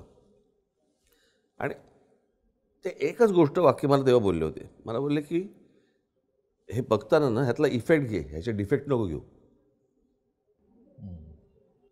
सो माणसं ऑब्झर्व करताना, परिस्थिती बघत असताना, एखादी काहीतरी सिच्युएशन आहे किंवा काहीतरी, सो मी त्यातले इफेक्ट पण बघतो, डिफेक्ट पण बघतो. पण डिफेक्ट कळतात, इफेक्ट पण कळतात. पण त्यातले डिफेक्ट घ्यायचे नसतात. तर अशी काही काही गोष्टी एकदा मला असं वाटतं काही काही गोष्टी बोललेत ते किंवा असे अनेक लोक पण आहेत. मला अजूनही आठवतं माझा पहिला इंटरव्ह्यू झाला होता. आई मुलगी आणि वडील मुलगा वगैरे असं. आणि त्यावेळेला मी आणि माझे वडील होतो. हे पार्ल्याला मॅजेस्टिक गप्पा व्हायच्या ना त्याच्यात. मी माझे वडील होतो. जयंत साळगावकर आणि जयराज साळगावकर होते आणि माणिकताई वर्मा आणि मला असं वाटतं वंदनाताई होती का भारतीताई होती, आता आठवत नाही मला. आणि त्याला जयंतराव एक वाक्य बोलले, एकदाच बोलले तेव्हा. म्हणजे किती सालची गोष्ट मी तुम्हाला सांगतो, 89 वगैरे असेल. पण ते इथे अशी काही गोष्टी असतात ना ज्या माझ्या इथे जाऊन बसतात म्हणजे बसतात. तेव्हा ते असं म्हणाले होते की एक मासाचा गोळा आईच्या पोटात 6 महिने वाढतो, 9 महिने वाढतो. 9 महिन्यानंतर तो मासाचा गोळा जेव्हा बाहेर येतो त्या दिवशी बापाच्या पोटात गोळा येतो. कळलं का? आता ती गोष्ट तरी इतक्या हलक्या फुलक्या पद्धतीने त्यांनी सांगितली, पण ते माझ्या डोक्यात राहिलं. ते असे अनेक संदर्भ, अनेक गोष्टी टचवूड पण मला त्या स्मरणात राहतात. पण का राहतात? म्हणजे ही मेमरी कुठून आली? मग कोणते बदाम खाता तुम्ही?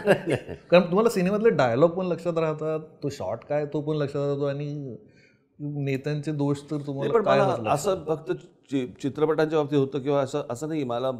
मला पुस्तकांच्या बाबतीत होतं. मला संदर्भ आठवतात. मला भाषणांच्या बाबतीत काही लोकांच्या होतं की काही शब्द, उत्तम शब्द, तो काहीतरी मराठीमध्ये हरवलेला शब्द असतो एखादा सापडतो ना, तसे काही शब्द सापडतात. तर मला असं वाटतं मजा येते त्याच्यात ती गोष्ट शोधण्यात. किंवा मला जगाकडे बघताना, समाजाकडे बघताना, महाराष्ट्राकडे बघताना, महाराष्ट्राचा इतिहास पाहताना, भूगोल पाहताना, अनेक गोष्टी पाहताना मला सतत एका गोष्टीचं असतं, मला का असे प्रश्न पडतात. तुमचं बऱ्याच शब्दांचे अर्थ पण तुम्ही, की मूळ काय आहे शब्दाचं? हो, मला ते हे असं का आलं, कशातनं आलं, कुठून आलं, आणि त्याचा उगम ज्यावेळेला आपल्याला समजतो काही गोष्टींचा, त्यावेळेला वाटतं हे झालं असं कसं फिरत फिरत कुठून काय काय गोष्टी आल्यात आपल्यापर्यंत.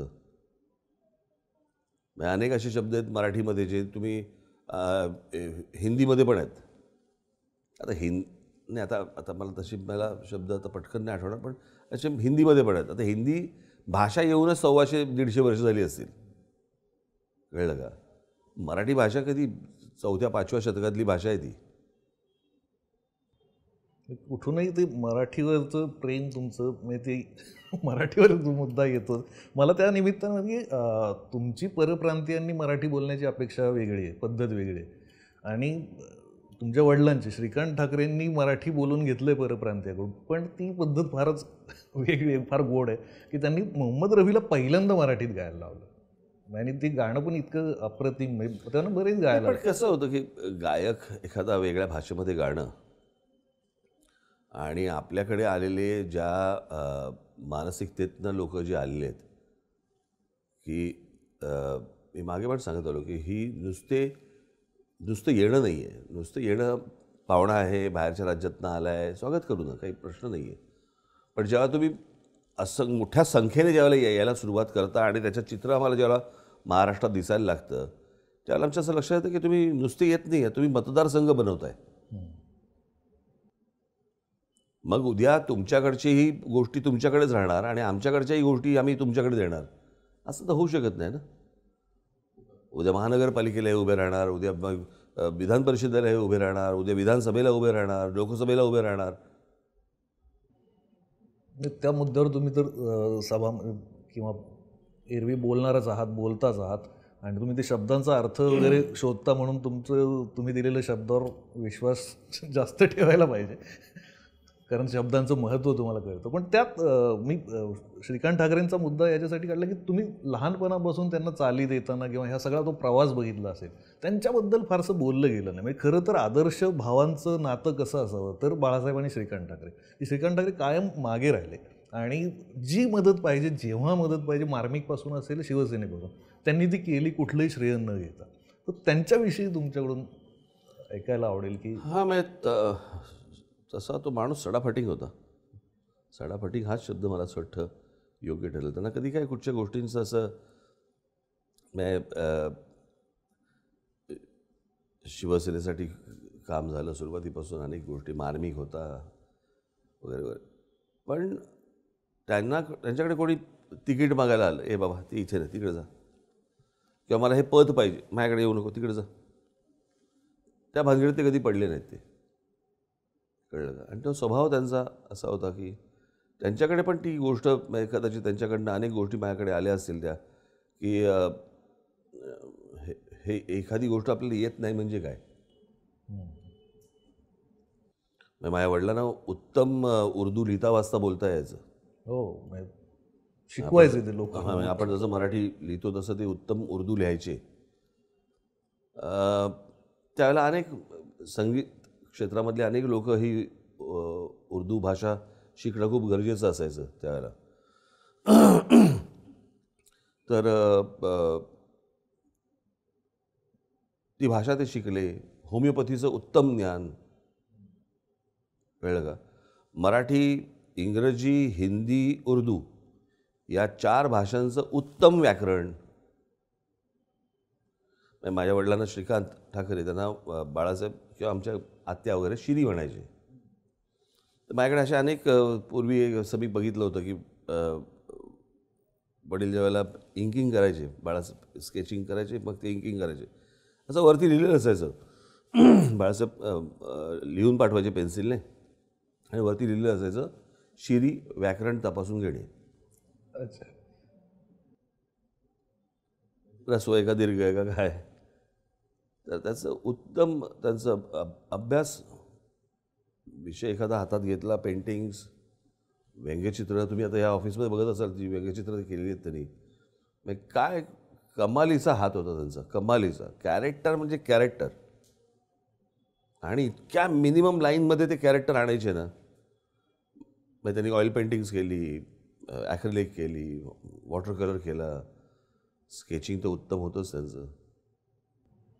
म्हणजे ह्या सगळ्या आताचं तुमचं बोलणं किंवा एकूणच स्वभाव बघता लहानपणी हे प्रकरण अवघडच असेल ना वडिलांसाठी, म्हणजे घरच्यांसाठी. तुमचा जो स्वभाव आत्ताच आहे तो लहानपणी किंवा तरुणपणी तर तुम्ही अजूनच हट्टी असाल, किंवा काय म्हणायचं तुम्हाला.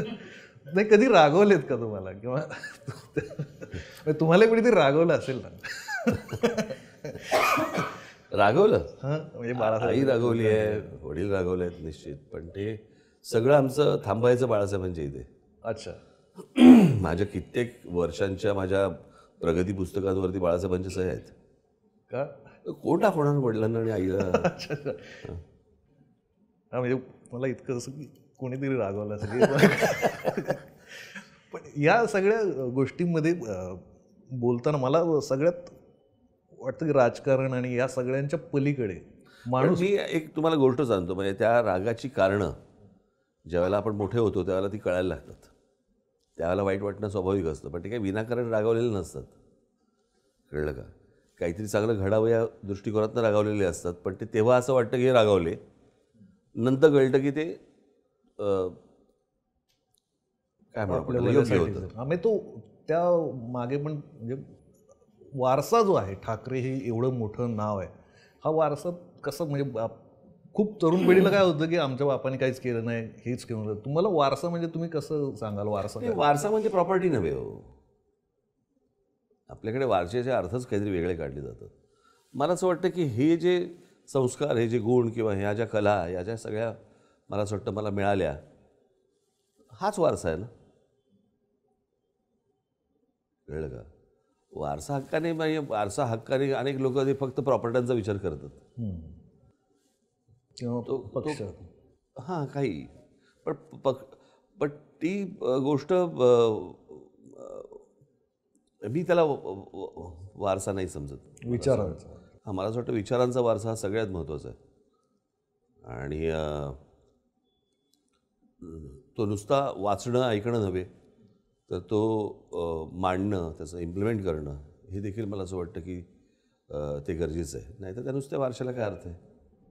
म्हणजे एक विनंतीच की आता ही जे पक्ष फुटत आहेत, म्हणजे त्यांच्यात गट पडत आहेत, म्हणजे ती जवळपास आता गटाराकडे वळत आहेत, इतकी गट पडत आहेत. आणि त्याच्याने गावोगाव खूप वाईट अवस्था आहे. घराघरात भांडणं झाले, भावकीची भांडणं झाली, भाऊ एकमेकांशी बोलत नाही, हा त्या गटात आहे, तो त्या गटात आहे, असं इतकं ते झालं आहे. तर अशावेळी म्हणजे मला नेहमी आवडतं की उद्धव ठाकरेंना काही त्रास होतोय तर राज ठाकरे तिथे धावून गेले सगळ्यात आधी, किंवा राज ठाकरे आजारी आहेत लहानपणी कळलं तर बाळासाहेब आहेत तसे घरून येतात. तर या पद्धतीने तरुणांना काहीतरी सांगितलं पाहिजे मला असं वाटतं, कारण ते स्वतः का भांडतायत. हा, मला असं वाटतं की उद्या जर समजा तुम्हाला काही एखादी गोष्ट नाही पटली ना, तर मला असं वाटतं तुमची स्वतःची उभी करा. दुसऱ्यांना ओरबडण्यात काही पॉईंट नाही आहे. कळलं का? तिथे नुकसान सर्वात जास्ती होतं. बरोबर. तुम्हाला नाही पटलं तुमची रेष तुम्ही आका. आहे त्याच्यामध्ये विष घालवण्यात काय अर्थ आहे? आहे त्याच्यामध्ये ओरबडण्यात काय अर्थ आहे? एखाद्या नेत्यावर पुस्तक काढायचं तर त्याचा आदर्श महाराष्ट्रापुरतं तुम्ही घालून दिलाय. बाळासाहेबांची फोटोबायोग्राफी अप्रतिम पुस्तक आहे ते. त्यात वाक्य आहे की पर्वतालाही दुःख होतं, म्हणजे या लाईनचं. पण हे तुम्हालाही अनुभव असेल, म्हणजे की तुम्हाला सगळ्यात जास्त मी तुम्हाला सांगतो ना, मी जे लहानपणापासून बाळासाहेबांना पाहिलं आणि त्यांनी अनुभवताना पाहिलं मी त्यांना त्या सगळ्या गोष्टी.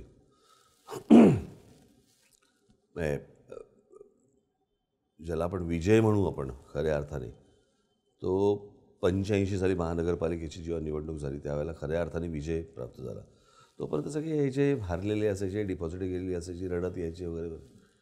हे लहानपणापासून मी जे पाहत आलो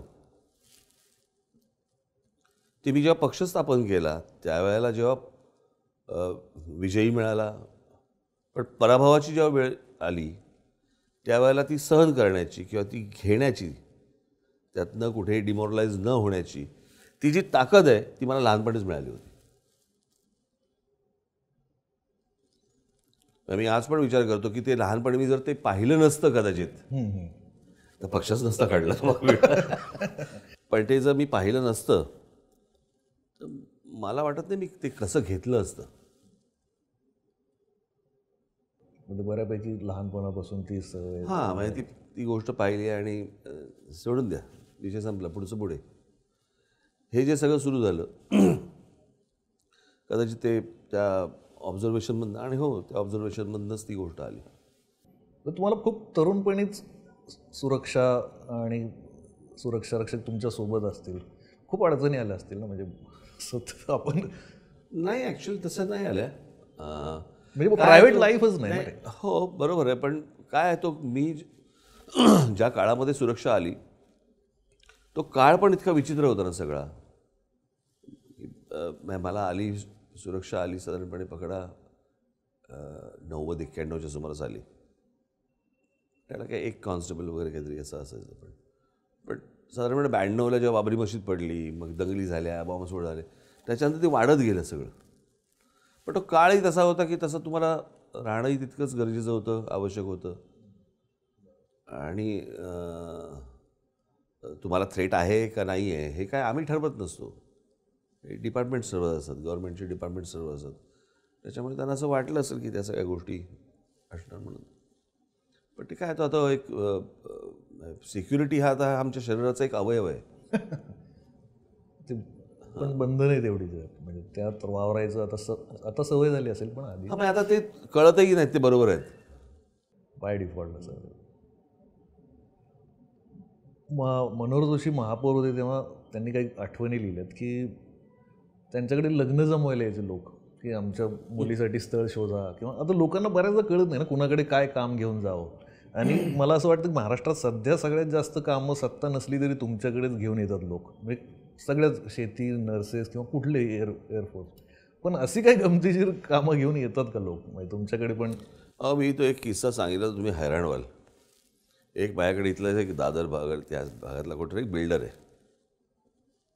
तो माझ्याकडे आला आणि मला म्हणाला की वो हमारी यहाँ पे एक साइट चालू है और वहाँ पे आपकी पार्टी के लोग कुछ परेशान कर रहे हैं. अच्छा अच्छा. मतलब एक काम कीजिए, आप हमारे नितिन सरदेसाई है, उनको जाके मिलिए आप, वो बंदोबस्त कर देंगे. साहब अभी इतनी छोटी चीज़ के लिए उनको क्यों तकलीफ दे. मी म्हटलं साला तू माझ्याकडे आलायस, मला सांगतोय इतकी छोटी चीज के लिए उनको तकलीफ क्यों दे.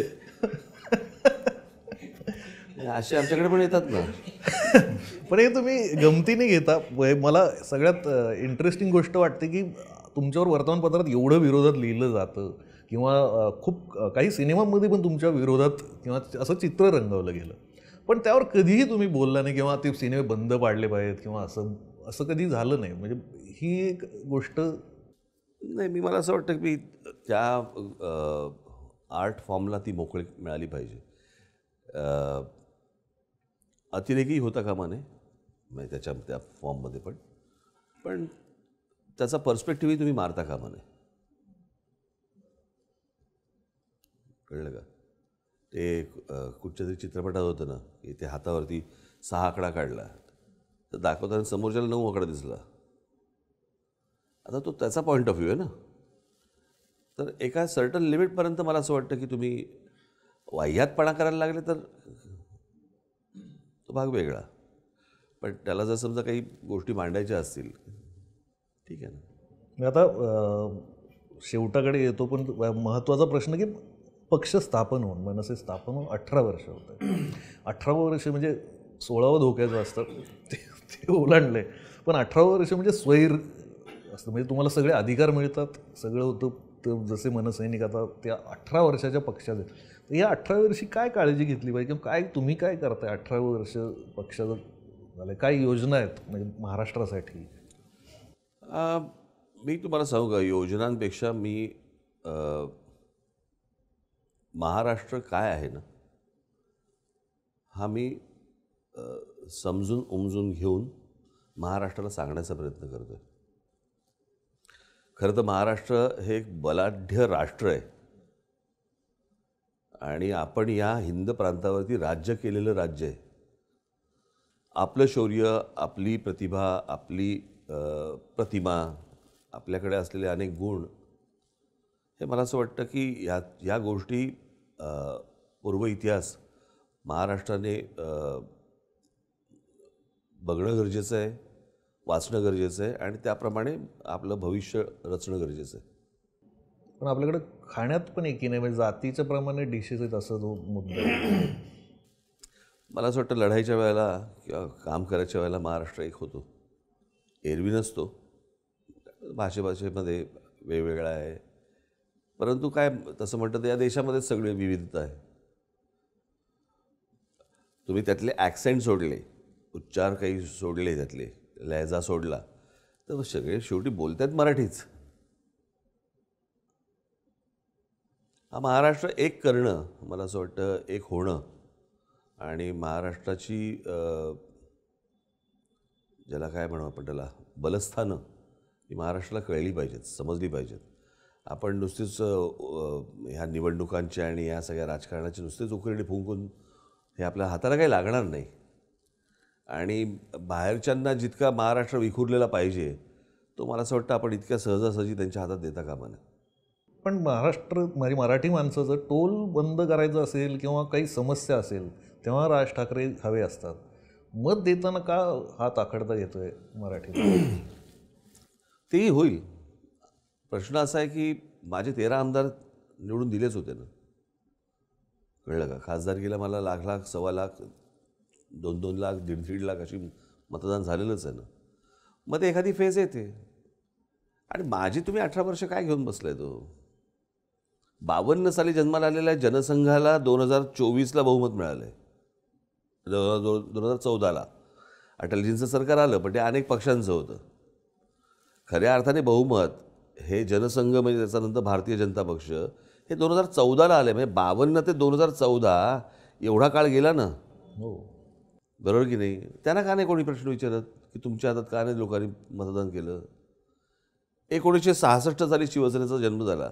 महाराष्ट्र राज्याची सत्ता 1995 साली हातात दिली आहे.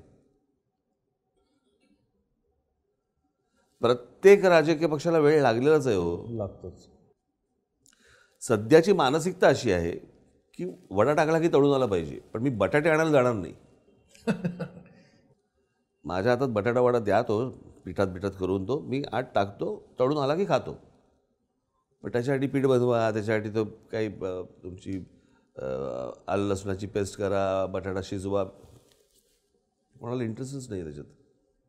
अजून मनातला एक प्रश्न विचारतो की सभेत तुमचं जे आक्रमक रूप असतं की सभेत तुम्ही फटकारे चालू असतात, पण आता मुलात साधं बोलायचं म्हणलं मुलाखतीत तरी पण टेन्शन येतं की ह्या राज ठाकरेंना टेन्शन येत नाही का कशाचं? म्हणजे सभेत बोलायचं, आपल्याला जायचं आहे, प्रचंड येतं तुम्हाला? म्हणजे माझे हातपाय थंड पडलेले असतात.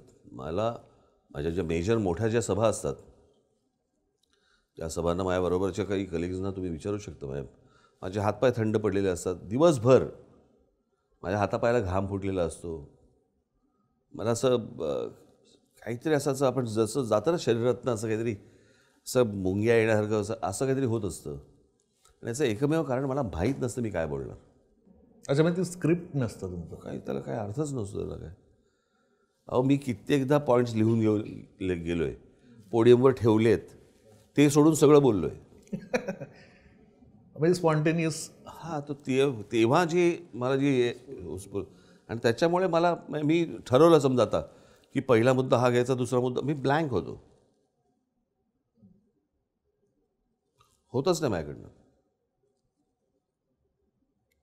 ऑटोमॅटिक काही गोष्टी यायला लागतात तुमच्या मनाच्या कोपऱ्यात कुठेतरी. त्या सगळ्या गोष्टी साठलेल्या असतातच. ते तुम्ही वाचत असता, बघत असता, पाहत असता, ऐकत असता, सगळ्या गोष्टी असतात त्या हळूहळू बाहेर येतातच.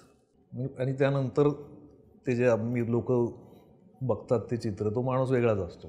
या माणसाला टेन्शन येत असतं. एका माणसाला एकदा उत्तर दिलं होतं. त्याने मला एकदा विचारलं होतं, ते हे अगदी असंच की तुम्ही जे व्यासपीठावरती तुमचं असं ते ॲग्रेशन दिसतं. म्हटलं अरे ते त्या विषयानुसार असतं. ते आता आज जाऊन आता फक्त भडकायचं असं काही नसतं. ते त्या विषयानुसार असतं. नाही, पण असं नाही माझं म्हणणं. पण एरवी तुम्ही जेव्हा भेटता ना, तेव्हा एकदम शांत, कूल असं वाटतं. मी म्हटलं मला एक गोष्ट सांग, एखादा डाकू जर समजा हनीमूनला गेला तर तो काय इथे बुलेटच्या पट्ट्या लावून जाईल का काय करेल? म्हटलं असं नसतं ना. म्हटलं वा, सिच्युएशन असते ना. त्यावेळेला तुम्ही लोकांशी बोलत असता, लोकांशी संवाद साधत असता, लोकांना कन्व्हिन्स करायचा प्रयत्न करत असता. ती गोष्ट तुम्ही व्यवस्थित साचेबद्ध पद्धतीने तुम्ही त्यांच्यासमोर ठेवण्याचा आणि मांडण्याचा प्रयत्न करता. त्याचबरोबर तुमचा तो अँगर पण तिकडे जो असतो की हे त्या गोष्टीचाही मला राग येतोय आणि अरे हे तुम्हाला समजत कसं नाही, ती पण गोष्ट आहे. ते काय एरवी बोलताना नसतं ना आपलं. बरोबर. आणि ती काय गोष्ट म्हणजे तो काय अभिनय नसतो तो. ते त्या वेळेला ती गोष्ट मला कित्येकदा तुम्हाला माहीत नाही, पण मला शिव्या गिळल्यात मी. असं वाटतं की आता अनेकांना पण वाटतं माझ्या भाषणाच्या वेळेला की आता शिवी येणार. ते नाही होते माझ्याकडनं. पण तुम्ही त्या झोनमध्ये जाता. आता परवा दिवशीची गोष्ट सांगतो मी तुम्हाला. आत्ताच्या या गुढीपाडवा मेळाव्याला मी पोडियमपाशी आलो आणि ते शूट करत होते कॅमेरे. आणि मी पोडियमसमोर उभा राहिलो आणि म्हणे, कारण मला नंतर सगळ्यांनी सांगितलं, माझ्या समोरून असा कॅमेरावाला गेला मला शूट करत स्टेजवरती, पोडियमच्या बाजूनी, पण मला दिसला नाही. नुकतेच उभं राहिल्यावर मी माझ्या ह्याच्यात होतो, झोनमध्ये होतो, मी ट्रान्समध्ये होतो. मला दिसला पण नाही तो बाजूने गेलेला मला. आता मी मुद्दाम बीडचा आहे म्हणून मला ते सारखं विचारावं वाटतं, कारण आमच्या बीडला तुम्ही कोर्टात आला होता, केस एक झाली होती. तर तो एक फार मजेशीर किस्सा. म्हणजे तुम्हाला काहीतरी दंड झाला होता बीडच्या कोर्टात मला वाटतं. मला सगळीकडेच दंड झालेत मला. आपण म्हणजे मी आता विशेष कार्यकारी दंडाधिकारीच आहे. किती दंड होतो? मी बीडला तुम्हाला फार असं. अहो, मी त्या काय सांगू तुम्हाला, मी इथून ते लांब होतं म्हणून मी हेलिकॉप्टरने गेलो आणि इथून संभाजीनगरला रिफ्युअल केलं, तिथून बीडला गेलो, बीडवरनं परत संभाजीनगरवरनं मुंबई, असा तो प्रवास होता. मी हेलिकॉप्टरने गेलो आणि तिकडे कोर्टामध्ये मला 500 रुपयाचा जामीन झाला. तर मी तिकडे वकिला सांगतो थोडा वाढवून घे ना. म्हटलं की बरं दिसत नाही, आपण हेलिकॉप्टरने आलो आणि 500 रुपयाचा जामीन झाला, किमान 5000 रुपयाचं तरी करू. काय लाच काढायची म्हणजे किती काढायची? 500 रुपयाचा जामीन कोण करतं का? पण तुम्ही आता मुंबई पुणे असं फिरता, मला आमच्या मराठवाड्यात गेल्यावर कसं वाटतं तुम्हाला? म्हणजे खूप आवडतं मला. म्हणजे विकास पण तिथला. विकास नाही, पण मला मराठवाडा खूप आवडतो मला. अच्छा. म्हणजे तसं एक विदर्भाचं जसं एक वेगळं वेगळं कॅरेक्टर आहे, तसं एक मराठवाड्याचं एक कॅरेक्टर आहे. तिथली लोक बोलताना ते म्हणजे तिथला ऑनेस्ट पण पटकन कळतो, आणि तिथला बेरकी. हा बेरकी एखादा असतो तोही पटकन तुम्हाला समजायला लागतं. म्हणजे मी शाळेनंतर जर धपाटे खाल्ले असतील तर ते मराठवाड्यातच. हां, बीडची तर ती खासियत, बीडची. लातूर बीडचं वेगळं. त्याच्यामुळे ते छान असतं, लोक छान असतात. तिकडचे सर्किट हाऊसमधले ते खानसामे पण इतके उत्कृष्ट जेवण बनवतात. म्हणजे खुलताबाद वगैरे असे. अरे फार सुंदर. वा, आता थांबायचं नाही आहे, पण निवडणुकाही काही थांबणार नाही आहेत. विधानसभा आहे, महापालिका आहे, तर मध्ये पुन्हा तुमच्याशी गप्पा मारायचं आहेत, पुन्हा निश्चित. खूप प्रश्न विचारायचे आहेत, आणि खूप मनमोकळेपणाने तुम्ही उत्तरं दिली. बोलबिडू हा एक तरुण प्रेक्षक असलेला हे आहे प्लॅटफॉर्म, आणि इथे तुम्ही वारंवार आपण बोललं नक्की, पाहिजे नक्की, असं. नक्की. तुम्ही जेव्हा सांगाल तेव्हा. धन्यवाद.